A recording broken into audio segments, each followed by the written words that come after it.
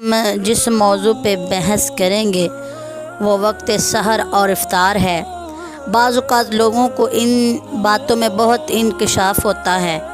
اور وہ بعد صادق کے بھی کھانا پینا نہیں چھوڑتے۔ تو آج ہم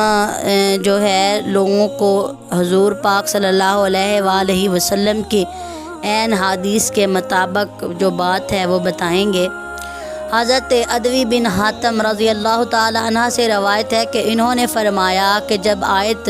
حتیٰ یتبین لکم الخیط الابیض نازل ہوئی تو حضرت عدوی رضی اللہ تعالی عنہ آپ صلی اللہ علیہ وآلہ وسلم سے عرض کیا کہ اے اللہ کے رسول، میں نے اپنے تکیے کے نیچے سفید اور سیاہ رنگ کے 2 داغے رکھ لیے ہیں جن کی وجہ سے میں دن اور رات کا امتیاز کر لیتا ہوں۔ تو رسول اللہ صلی اللہ علیہ وآلہ وسلم نے فرمایا کہ تمہارا تکیہ بہت چوڑا ہے کہ جس میں رات اور دن سما گئے۔ غیظ الاسودی سے رات کی تاریکی اور غیظ الابیض سے دن کی سفیدی مراد ہے۔ حضرت سہیل بن سعد رضی اللہ تعالی عنہ بیان کرتے ہیں کہ جب یہ آیت وَكُلُوا وَاشْرَبُوا نازل ہوئی تو بعض آدمی سفید داغا اور سیاہ داغا لیتے اور جب تک ان میں واضح امتیاز نظر نہ آتا تو کھاتے رہتے، یہاں تک کہ اللہ تعالیٰ نے لفظ میں من الفجر نازل فرمایا اور سفید داغے کی وضاحت کی۔ حضرت سہیل بن سعد رضی اللہ تعالی عنہ سے روایت ہے کہ جب یہ آیت وَكُلُوا وَاشْرَبُوا حَتَّى يَتَبَيَّنَ نازل ہوئیں تو بعض آدمی جب ان میں سے کسی کا روزہ رکھنے کا ارادہ ہوتا تو دونوں پاؤں میں سفید اور سیاہ داغا باندھ لیتے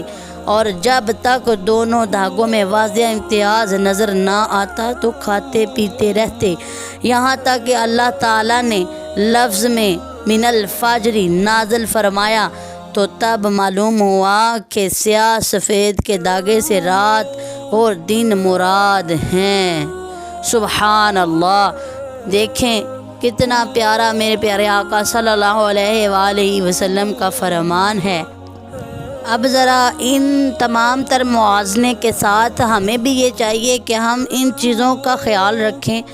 کہ پیارے آقا جی صلی اللہ علیہ وآلہ وسلم کے فرمان کے مطابق اپنے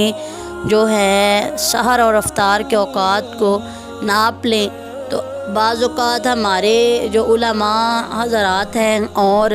ویسے بھی عام طبقے کے لوگ اذان بہت جلدی دے دیتے ہیں اور کبھی کبھی ایسا ہوتا ہے کہ بہت دیر میں کر دیتے ہیں، کبھی انکشافات میں جو ہے معمول اوقات پہ بہت زیادہ بحث ہوتی ہے۔ تو ہم نے ان چیزوں کو دیکھنا جو پیارے آقا صلی اللہ علیہ وآلہ وسلم کا فرمان ہے۔ اب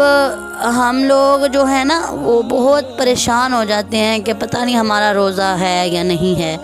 تو ان باتوں کو مد نظر رکھتے ہوئے اپنا جو ہے موازنہ کریں اور پیارے آقا صلی اللہ علیہ وآلہ وسلم کی احادیث کو لوگوں تک شیئر کریں زیادہ سے زیادہ، اور ہمارے چینل کو سبسکرائب کریں اور اپنے لیے ہمارے لیے صدقہ جاریہ بنائیں۔ آمین یا رب العالمین، صلی اللہ علیہ وآلہ وسلم۔